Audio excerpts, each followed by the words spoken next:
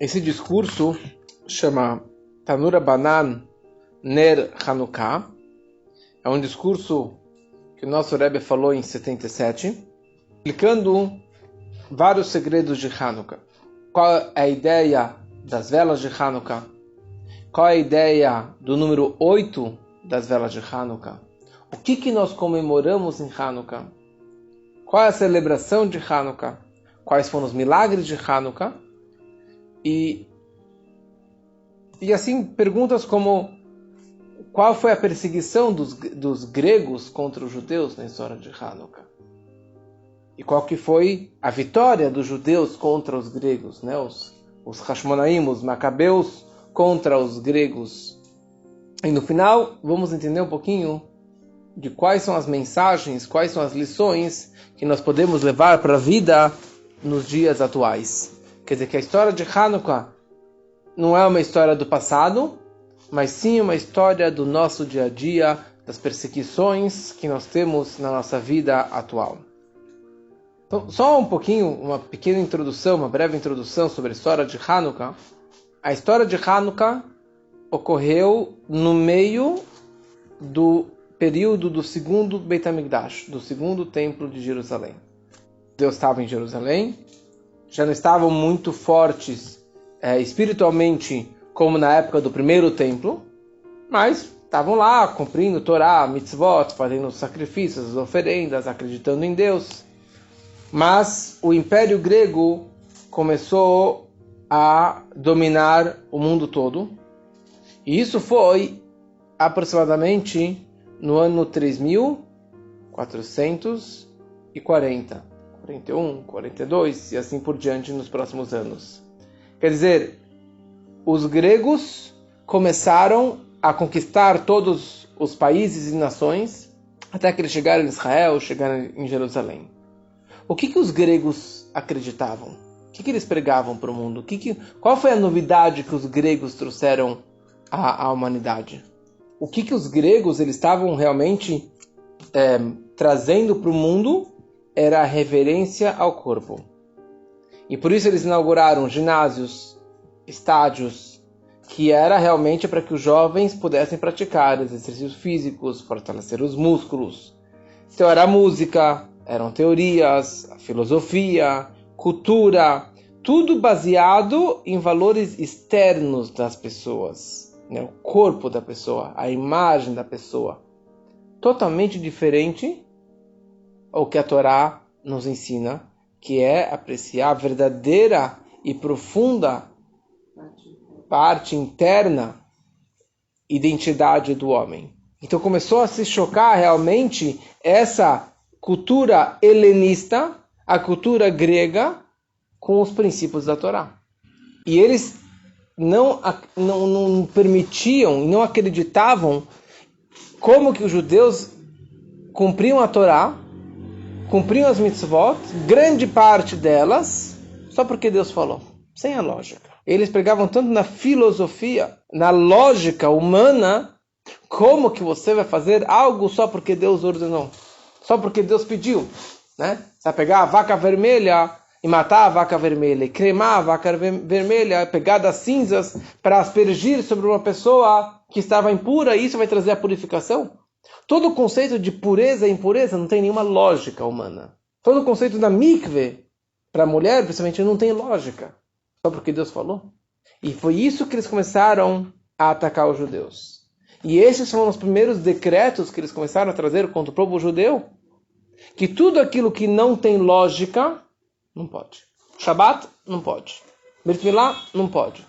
Hagim, não pode. Tudo que é baseado em Deus. Você quer estudar a Torá como uma filosofia, como uma lógica humana? No problem. Mas estudar Torá como Torat Hashem, porque é uma lógica divina, é uma sabedoria divina, isso eu não te deixo. Por isso que eles começaram a proibir isso da Torá. É interessante, qual a diferença entre Purim e Hanukkah? Qual a diferença do decreto de Haman e os decretos de Hanukkah de todo o Império Grego contra os judeus? Do rei grego, Antíochos.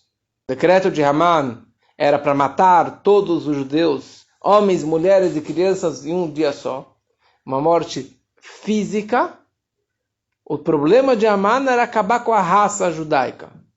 Acabar, matar o corpo do judeu. Por essa razão, Haman, se um judeu decidisse se converter à religião persa, ele estava fora do decreto. Ele, se ele não é judeu, pronto, está fora. Ele queria matar fisicamente todos os judeus. O decreto de Hanukkah, a guerra de Hanukkah, não era uma guerra física.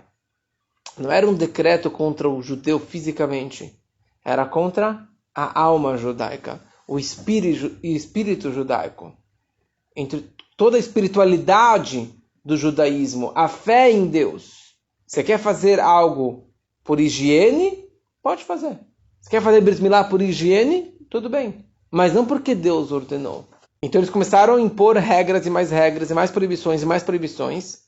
E muitos judeus começaram a se assimilar. E começaram a adotar a cultura helenista.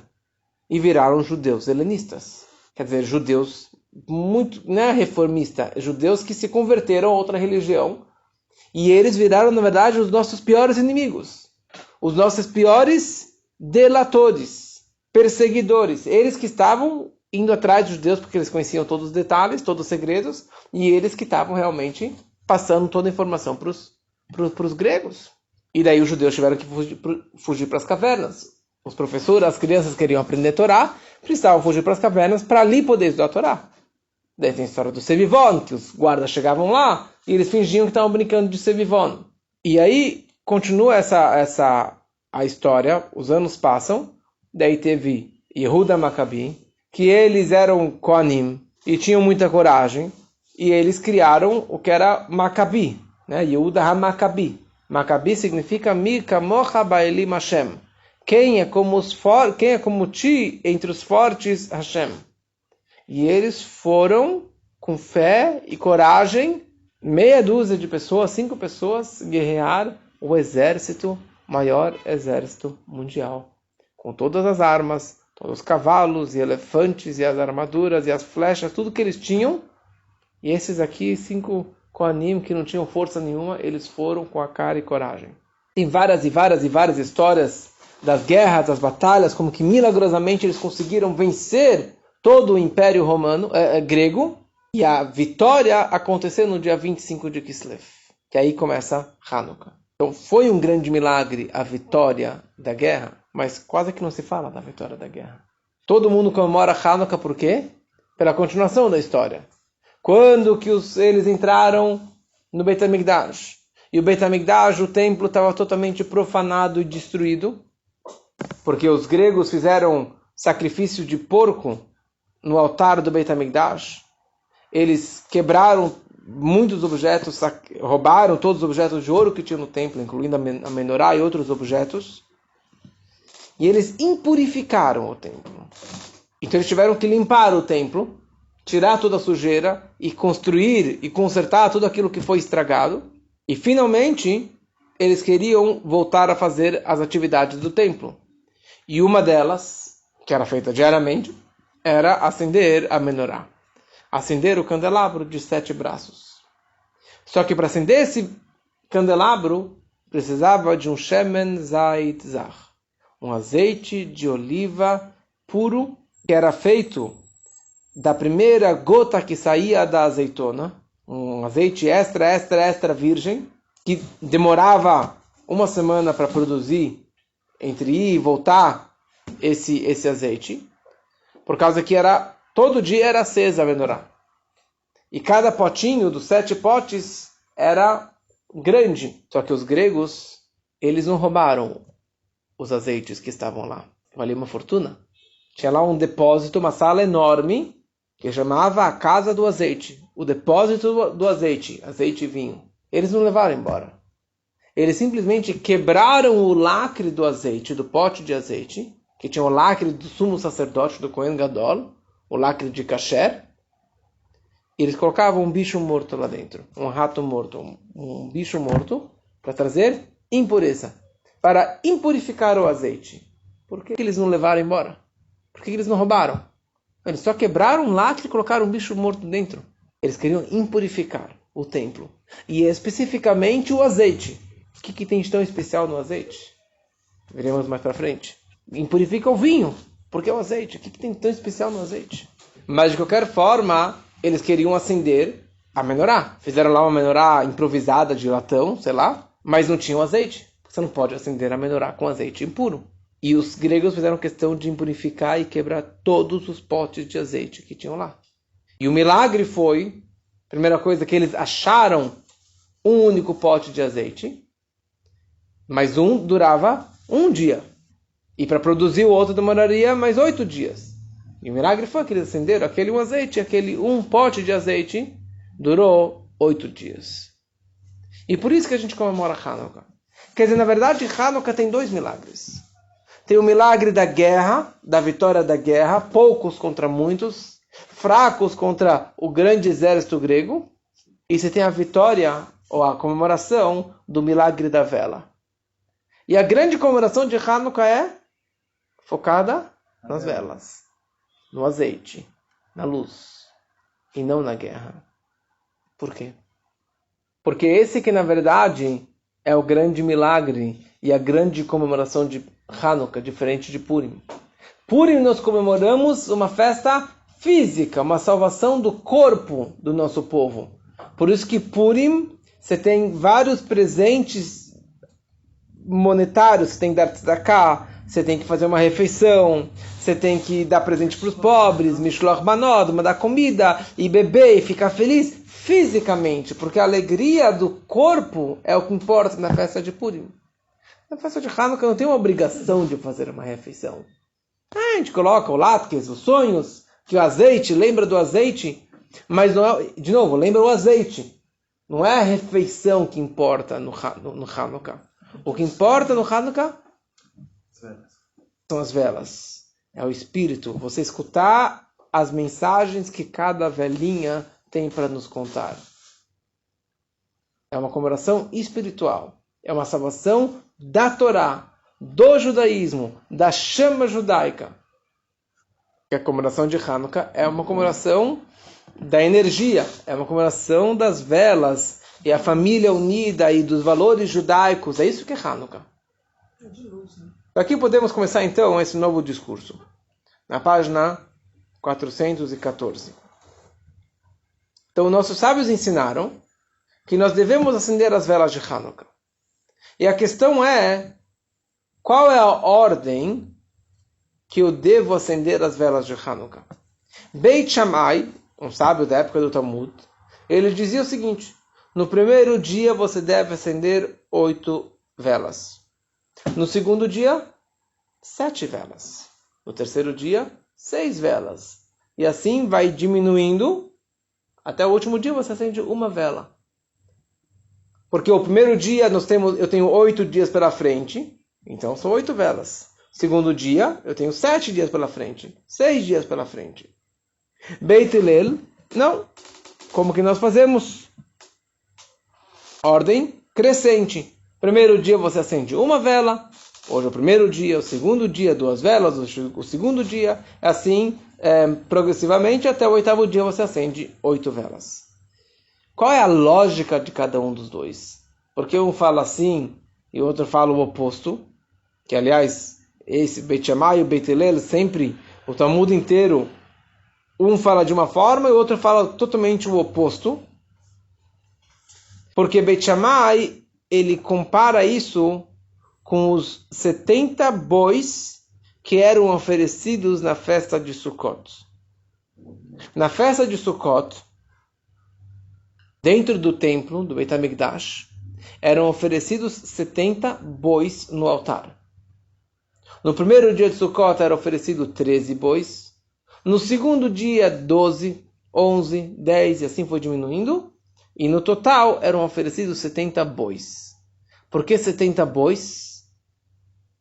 70 bois está ligado com 70 povos, 70 nações. Ou seja, no Beit HaMikdash do povo de Israel, na festa mais alegre de Sukkot, fazia 70 bois conectados com 70 povos em prol deles. no Beit HaMikdash, nós estávamos rezando pelo bem-estar das 70 nações. Nós estávamos rezando para que eles tenham paz e dinheiro e harmonia e saúde e sucesso. Olha só, os judeus no Beit HaMikdash rezando pelos goim. E por isso é escrito que se os povos soubessem disso, ao invés de destruir e fazer o antissemitismo que eles fazem, eles iriam proteger e colocar guardas e soldados ao redor do templo para proteger, para que nunca fosse destruído. Só que eu estudei antes de começar essa aula, ele estava descendo aqui a Melo Alves, e alguém parou na rua e falou: "Você é judeu? Uau, você não tem ideia de como que eu respeito vocês. Você não tem ideia de como que eu gosto da sua nação. Eu já fui para Israel, e você é um povo escolhido. Eu não entendo como que existe o antissemitismo. Eu não entendo como que as pessoas falam tão mal de vocês. Se vocês são um povo tão especial." Baruch Hashem, que tem pessoas que hoje estão reconhecendo e respeitando. Então, só que o número desses bois é decrescente. O primeiro dia era trazido 13 bois, o segundo 12 bois, 11 assim por diante. Então Beit Shammai ele comparou, se ali tinha essa obrigação de trazer os bois e era decrescente, na Hanukkah eu também tenho que trazer as velas no número decrescente. Qual é a lógica do Beit Hillel? É que Ma'alin Bakodesh. Em Kodesh, em Kedushá, em santidade, em judaísmo, em mitzvah, você sempre acrescenta. Você nunca diminui. Se você faz uma mitzvah, você nunca pode deixar de fazê-la. Você todo dia você faz aquela mitzvah, eu vou diminuir agora. Não tem que diminuir. Você pode manter ou aumentar. Mas em Kodesh, você nunca diminui. Então, se você acender a primeira vela 8, você não poderia acender no segundo dia 7. Você teria que acender 9. Então, ele fala, no primeiro dia você acende 1, 2, 3, 4, 5, 6, 7, 8. A questão é a seguinte. O que tem a ver Hanukkah, as velas de Hanukkah, com os bois do templo de Sukkot, da festa de Sukkot? O que Beit Shammai está comparando as velas de Hanukkah, que tem que ser número decrescente, com os bois de Sukkot? E principalmente que a frase que o Beit Hillel ele fala, essa mensagem que em assuntos espirituais você sempre tem que ser crescente, aumentar em mitzvah, em luz, e nunca diminuir. Então como você fala? Você tem que diminuir. É um bom argumento do Beit Hillel. Então, alguns lugares explicam, várias fontes eles explicam que a relação entre Hanukkah e Sukkot é porque os dois têm 8 dias. Hanukkah tem 8 dias e Sukkot tem 8 dias também. Então, da mesma forma que Sukkot, que é uma mitzvah da Torá, que a Torá escreve claramente, você tem que trazer os bois de uma forma decrescente. Então, Hanukkah, que não está na Torá, que foi depois da escritura da Torá, também tem que ser de uma forma decrescente. Essa é uma explicação básica. Te satisfaz? Você fica satisfeito com essa resposta? Muito vago. Muito simples. Não? O que tem a ver uma coisa com a outra? O que representa o número 8? 8 representa o infinito. Muito bom. O 8 representa o infinito. 7 representa natureza. 7 cores originais. 7 notas musicais. 7 cores do arco-íris. 7 sfirot. 7 atributos emocionais. Chesed, Gvurah, Tiferet, Netzach, Hod, Yesod, Malchut. Porque 7 representa a natureza. É um ciclo natural. Não existe nenhum povo, nenhuma nação na história do universo que a semana tenha 6 dias ou 8 dias. Não existe. Não existe. Porque 7 é natureza. Quer dizer, não existe 8 dias da semana. Não existe 8 cores. Não existe 8 notas musicais. Quando Mashiach chegar, sim. Está escrito que a arca, a harpa do rei Davi tinha 7 cordas. E quando Mashiach chegar, terá 8 cordas. Porque quando Mashiach chegar, representa essa revelação do infinito, do sobrenatural. Na linguagem do discurso é chamado acima do Hishtalshelut, acima do desencadear dos mundos. O mundo representa 7, acima do desencadear dos mundos é chamado, é o número 8. Então Hanukkah está ligado com o número 8 e Sukkot está ligado com o número 8. O que tem a ver uma coisa com a outra? Por que os dois realmente estão conectados com esse número 8? A diferença entre Beit Shammai e Beit Hillel é pela essência da alma dos dois. A alma de Beit Hillel vem do nível de Chesed, de bondade. E por isso que ele era muito mais carismático, muito mais bondoso, muito mais positivo e muito mais leniente nas leis, nos vereditos que ele trazia no Talmud. E por isso que ele fala, nós temos que acrescentar luz, trazer mais luz. Bondade, sempre acrescentando luz. E por isso que na prática, a halakha, a lei judaica, sempre, ou quase sempre, vai de acordo com Beit Hillel. Beit Shammai, a alma dele vem no nível que é chamado Gevurah, severidade, julgamento. Então ele era muito mais severo. A yeshiva dele era muito mais restrita. Não era qualquer um que entrava lá dentro. Né? Que nem aquela história do convertido que queria se converter e o Beit Shammai mandou ele para fora.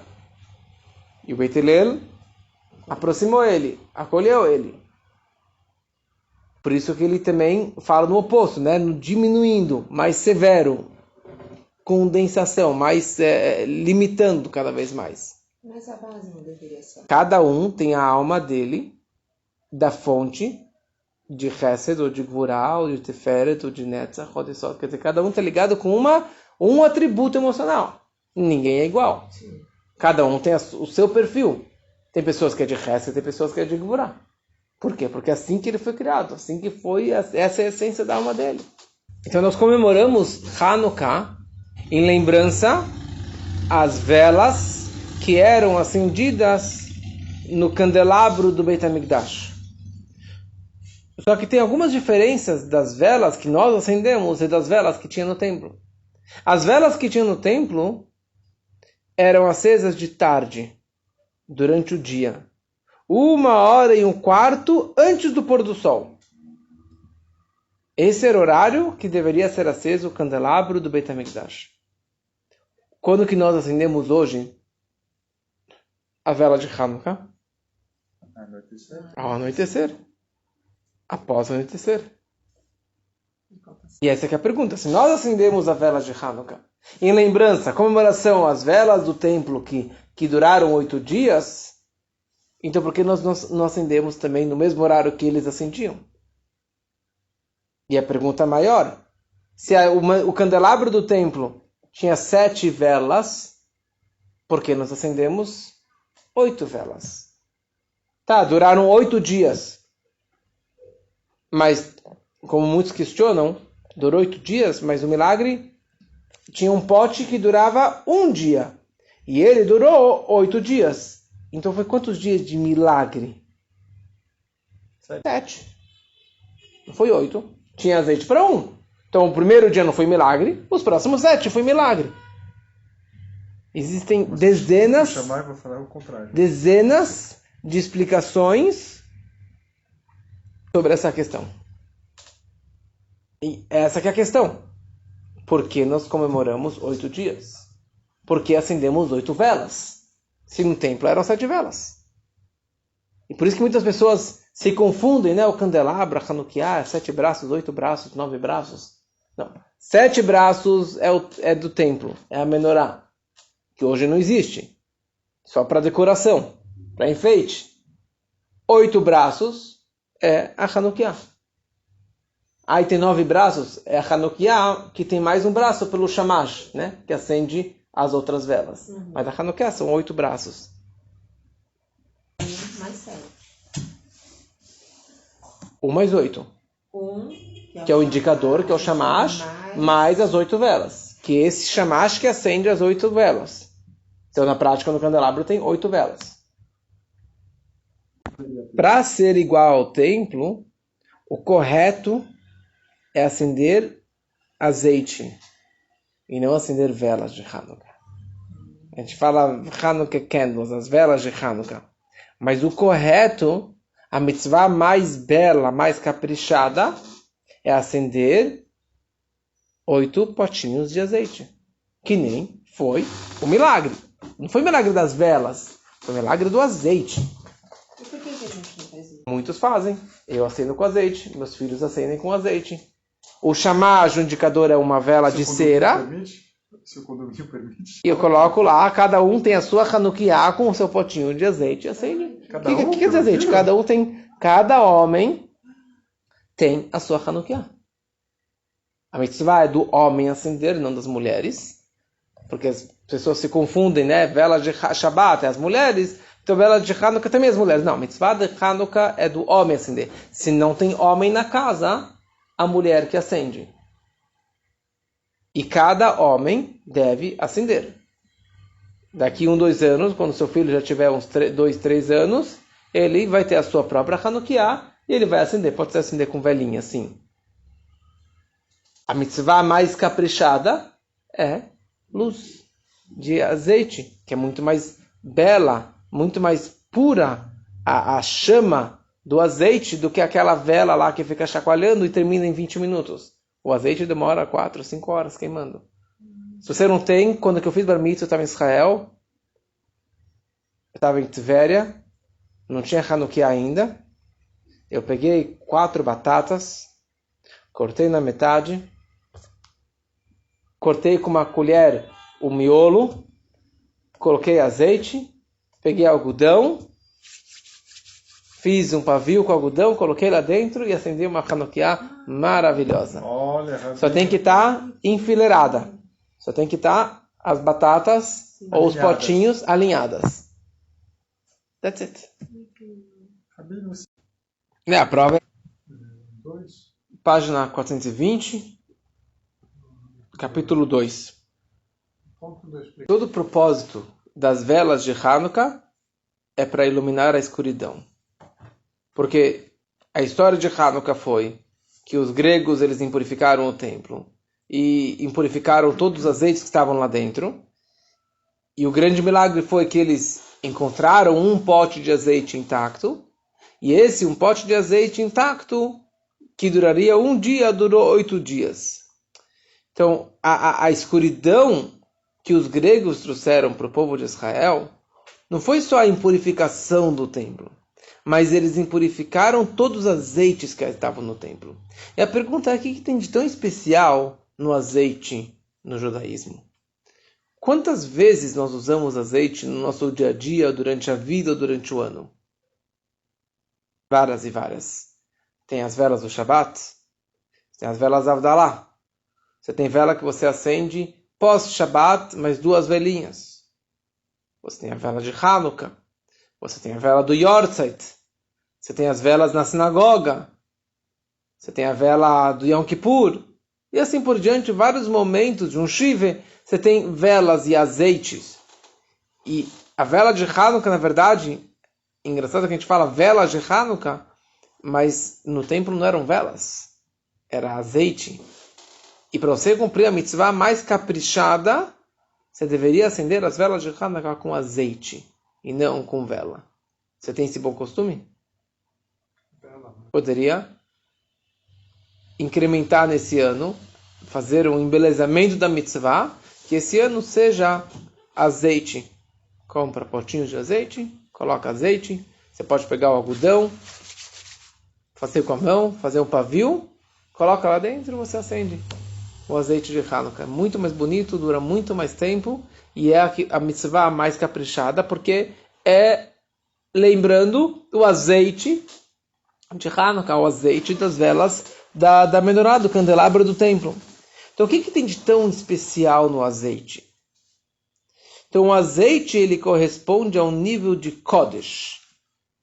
Isso significa sagrado. Shemen mishchat kodesh, né? Um azeite kodesh, ele é sagrado.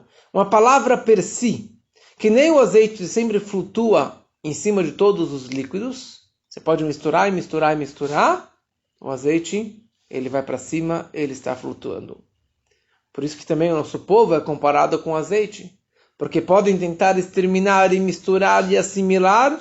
O judeu sempre vai estar separado das outras nações. Segue que a impurificação dos olhos do santuário pelos gregos é mais lamentável do que ter impurificado o santuário. Eles impurificaram todo o santuário, todo o Beit HaMikdash, fizeram um sacrifício de porco, quebraram vários objetos, saquearam vários objetos, trouxeram lá e fizeram muitos pecados lá dentro. Mas o fato é que eles impurificaram o azeite, pegaram um bicho morto e colocaram dentro do azeite, impurificaram e quebraram todos os lacres, isso é muito pior. Apesar que a santidade do templo, de 10 níveis de santidade que existe, o Beit HaMikdash, o Kodesh HaKodashim, é o lugar mais sagrado que existe, mas o azeite ainda tem uma superioridade em relação ao templo. Por quê? Eles venceram a guerra. Dia 25 de Kislev, eles venceram a guerra contra os gregos. Poucos contra muitos, fracos contra fortes. Mas não parou por aí. Eles voltaram no templo, limparam o templo, tiraram toda a sujeira, tentaram consertar lá a situação toda, mas não tinha como acender a menorá. Para acender a menorá, precisava acontecer mais um milagre. Primeira coisa foi o grande milagre que eles encontraram um único pote lacrado com o carimbo do Kohen Gadol, do sumo sacerdote. Porque o azeite representa o Or Ein Sof, a luz infinita. Quer dizer, esse milagre que aconteceu foi uma expressão da luz infinita que está acima do Hishtalshelut, do desencadear dos mundos. Está muito além desse mundo, porque o milagre é algo totalmente sobrenatural. E essa luz é tão poderosa, essa luz infinita de Deus, que não tem sombra. É uma luz que não permite que haja escuridão. Tem uma luz mais fraquinha, que você tem a sombra. Mas tem uma luz que é tão forte que não existe a questão da sombra. Que para ela ilumina também dentro da escuridão. Gam choshech lo yachshir. E a escuridão não vai escurecer. Pelo contrário, ela vai iluminar dentro da escuridão e vai transformar a escuridão em luz. Então, para acontecer um milagre desse, de terem achado o azeite, e de esse azeite ter durado 8 dias, isso é revelação de um milagre máximo de Deus, da luz infinita de Deus. E por essa razão, ele responde a pergunta que ele fez antes: por que acendemos as velas de Hanukkah pós escurecer, após o pôr do sol? Se a vela de Hanukkah está conectada com a menorá, com o candelabro do templo, que era aceso de dia, de tarde, então deveríamos acender Hanukkah também de tarde. Mas já que toda a ideia de Hanukkah é iluminar a escuridão, iluminar o galuto, iluminar os problemas, então a gente acende as velas de Hanukkah bem no anoitecer. E por essa razão, nós acendemos também 8 velas. A menorá tinha 7 velas, o candelabro do templo tinha 7 velas. Mas a nossa Hanukkah nós acendemos 8 velas. 8 dias. Por que 8? A explicação simples é porque o azeite durou 8 dias. Tá, mas por que durou 8 dias e não 7? E por que não 6? Porque não existe coincidência, não existe, porque era o que demorava para preparar um novo azeite. Não, tem muito mais do que isso. Nós comemoramos Hanukkah 8 dias. O azeite durou 8 dias. Nós temos 8 dias de Hanukkah. Porque o número 8 representa o sobrenatural. Representa um nível que está acima dos mundos. Que está acima da natureza. Porque tudo que está ligado com a natureza está ligado com o número 7. 7 dias da semana. São 7 atributos emocionais do homem. São 7 cores originais. 7 notas musicais. E não existe nenhum país do mundo, nenhuma religião, nenhuma cultura do mundo que tenha 6 dias de semana ou 8 dias da semana. Porque 7 representa natureza. 8 é o infinito. O 8 deitado representa o infinito. Porque o 8 representa o sobrenatural. É o nível que o homem não tem acesso. Isso significa que o milagre de Hanukkah estava ligado com algo totalmente sobrenatural, além da natureza, além do acesso do ser humano. Por isso que o número 8, por isso que acendemos 8 velas, por isso que fazemos 8 dias. Não sobre uma questão técnica, por uma questão espiritual desse dia todo, dessa festa toda de Hanukkah. Ele continua aqui no capítulo 3, uma explicação baseado numa frase do seu sogro, o Rebbe anterior, na página 424, que isso que os gregos impurificaram o azeite do santuário, por que eles focaram em purificar bem o azeite? Tinha depósito de vinho, depósito de azeite. Se você quer levar o azeite, que valia uma fortuna, que era o azeite extra virgem, a primeira gota que saía da oliva, leva para casa. Pega os potes e leva lá para a Grécia. Leva lá para o quartel-general para fazer latkes. Por que eles quebraram o lacre e colocaram um bicho morto? Eles não tinham mais o que fazer? Eles roubaram muitos objetos de ouro que estavam lá no templo. Sim. Mas por que impurificar bem o azeite? Por que eles não impurificaram o vinho? Por que eles não derramaram o azeite? Não, eles não fizeram bagunça, não derramaram o azeite. Eles simplesmente impurificaram o azeite. Porque isso representa o foco e a guerra espiritual dos gregos contra os judeus. Todo o propósito da história de Hanukkah, os Yevanim, os gregos, os helenistas, eles queriam impurificar a alma judaica. Assimilar os judeus. Eles queriam que os judeus esquecessem que a Torá é de Deus. Qual a diferença da história de Hanukkah da história de Purim? Purim, Haman queria matar todos os judeus, homens, mulheres e crianças, num único dia. Hanukkah não teve esse decreto. Hanukkah teve uma guerra física como consequência da guerra espiritual. O propósito deles era acabar com a espiritualidade, acabar com a fé judaica, acabar com a Torá de Deus, Torá Hashem. Se você quer estudar a Torá como um livro de filosofia, de matemática, de geografia, de medicina e de cultura, não tem problema. Mas estudar a Torá como a Torá de Deus, como uma sabedoria divina, isso eles não acreditavam. Porque o que os gregos trouxeram a Israel? Ao mundo? Forte, o corpo, cultivar o corpo, as academias, os jogos, as Olimpíadas, os teatros, né? Toda a questão do cuidado físico, do mundo material, e nada de espiritualidade. Os filósofos trouxeram a filosofia ao mundo, mas nada de Deus. Nada além do intelecto.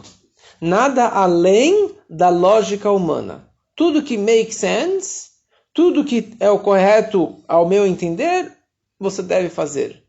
Mas fazer algo baseado no suprarracional, baseado numa fé cega, baseado num Deus invisível, isso para eles não existia. Então eles eram contra a espiritualidade, contra a Torá, contra as mitzvot. E por isso que a gente fala na reza, depois do Modim, durante a semana de Hanukkah, nós falamos Ve'ala Nessim, Ve'ala Purkan.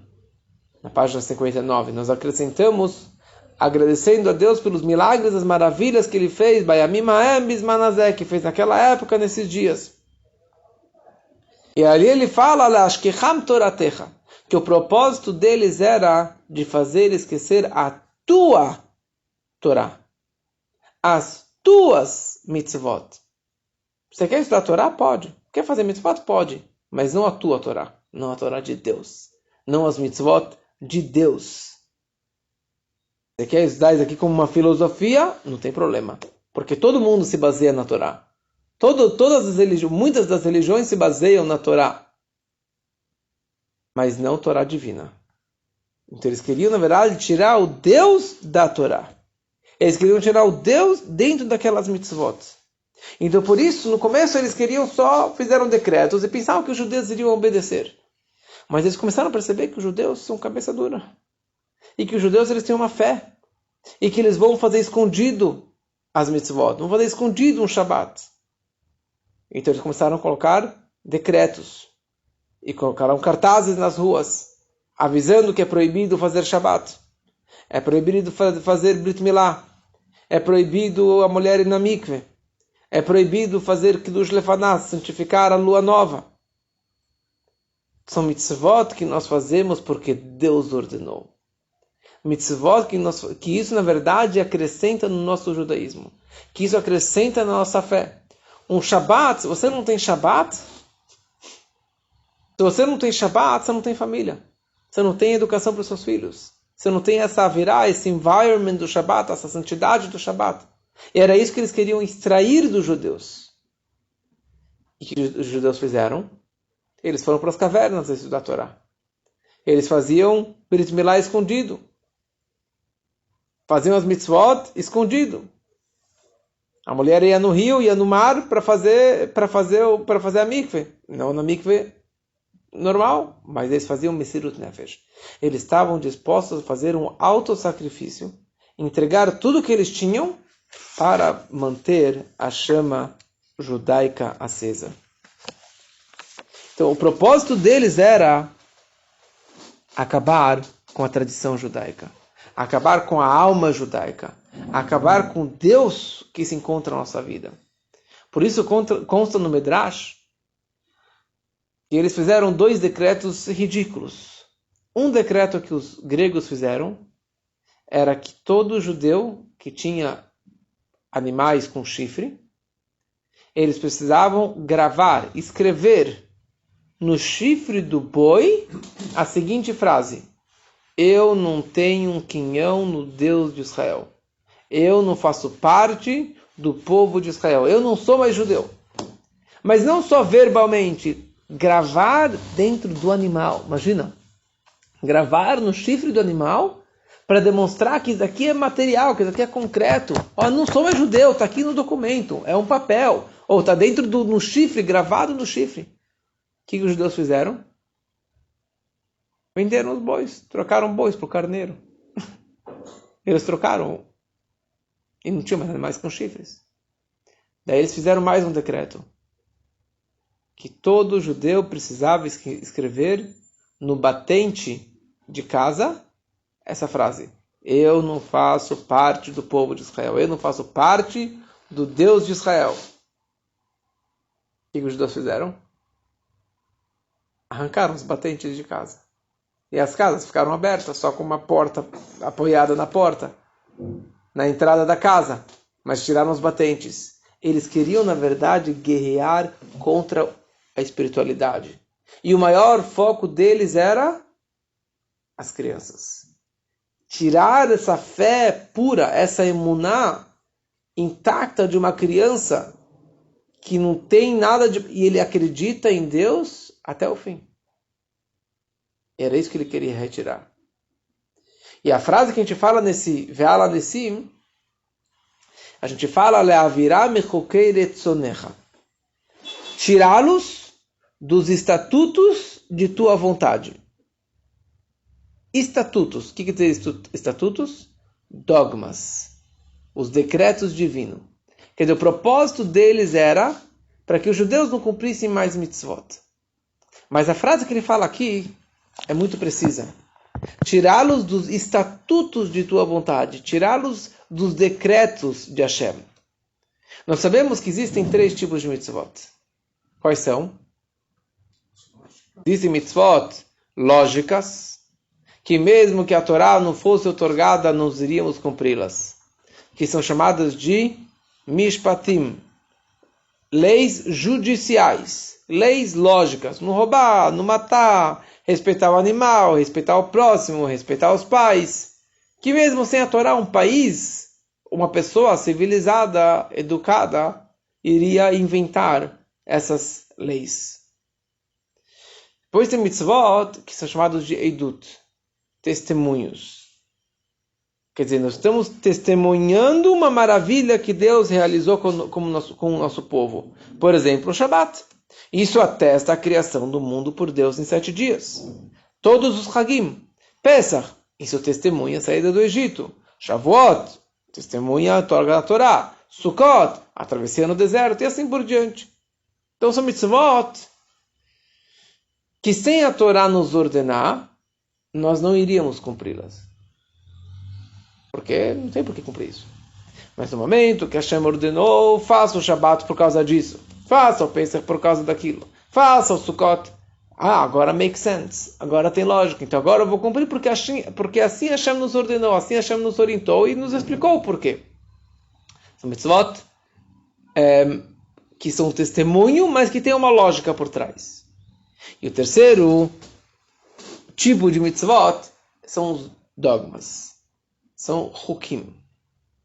São mitzvot totalmente ilógicas. Tem algumas que nós entendemos, parte delas, o porquê, mas a razão delas nós não conseguimos entender. É um decreto divino e ponto final. Qual mitzvah que representa o cúmulo do ilógico? A vaca vermelha. A vaca vermelha era as cinzas da vaca vermelha que purificava a pessoa, mas o próprio sacerdote que aspergia as cinzas sobre os outros, ele se tornava impuro.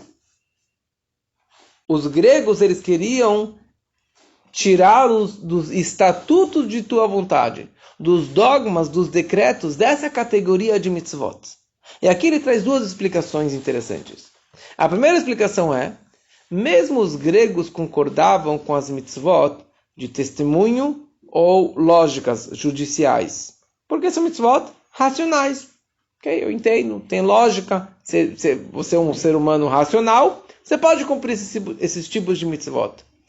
Toda a luta foi contra os tipos de mitzvot que são dogmas, que são estatutos, decretos divinos, porque você cumpre simplesmente por ser a vontade divina.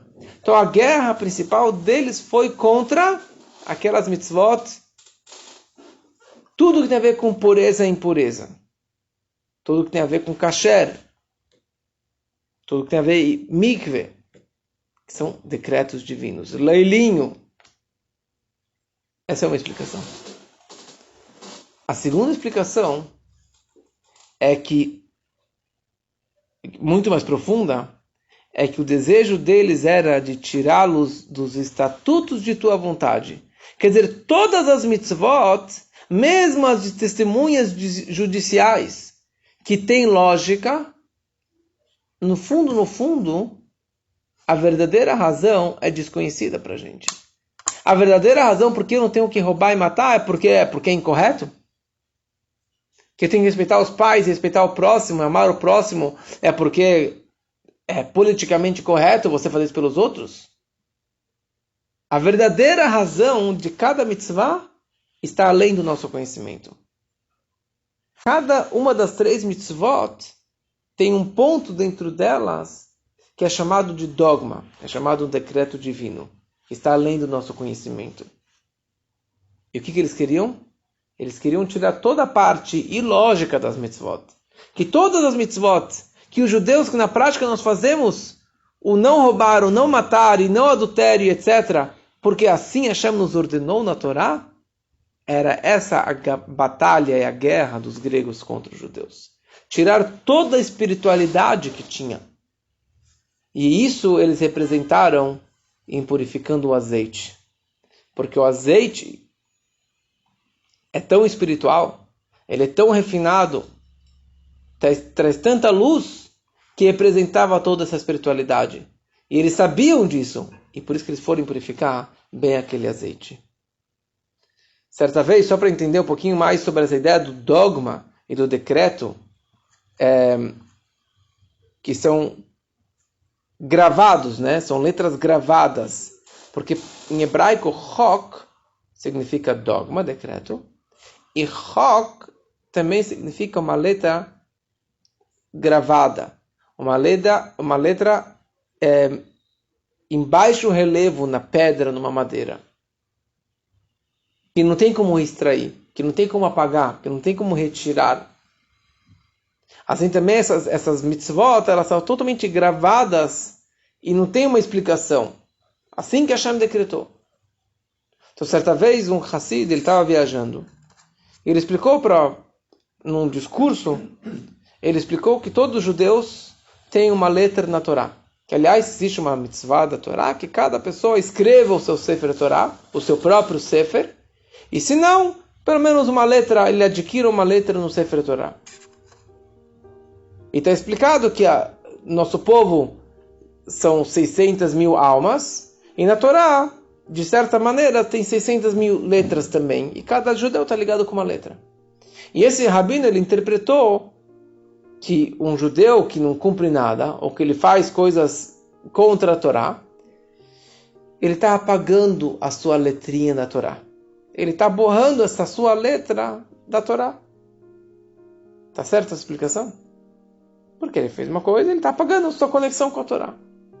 Esse judeu, esse Hassid, ele foi no Rebbe, entrou numa audiência e contou para o Rebbe o que ele havia dito. O Rebbe ficou muito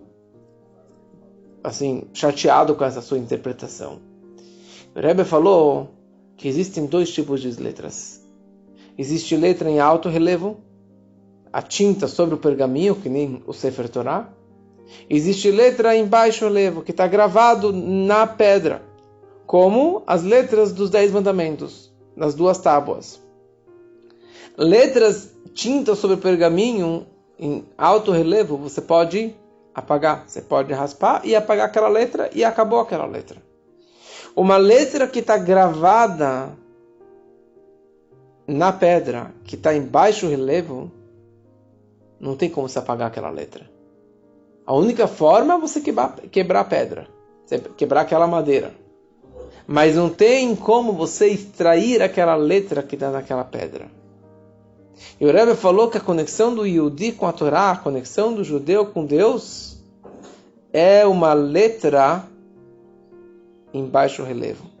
É uma letra que está gravada, que está profunda dentro da Torá. E não existe nada que possa retirar essa letra, que possa apagar essa letra, que possa extrair essa conexão da nossa Neshama com Deus. Pode ser que aquela letra esteja empoeirada, suja, cheio de lama ou de cimento, mas a letra continua lá dentro. E se você der uma esfregadinha, dá uma soprada, dá uma esfregada mais profunda, você revela aquela letra que sempre existiu. E essa é a nossa Neshama. Essa é a nossa conexão. Eles pensavam que eles poderiam apagar essa nossa chama judaica. Eles pensavam que eles poderiam impurificar todos os azeites e todas as almas judaicas. Mas eles erraram feio. Porque não tem como apagar a fé judaica. Não tem como apagar a nossa conexão com a Torá. Que a gente possa realmente pegar a lição de Hanukkah e pegar essa luz, e pegar essa energia, esse brilho, e iluminar todas as nossas famílias e a nossa vida particular com muita, muita luz para o nosso dia a dia.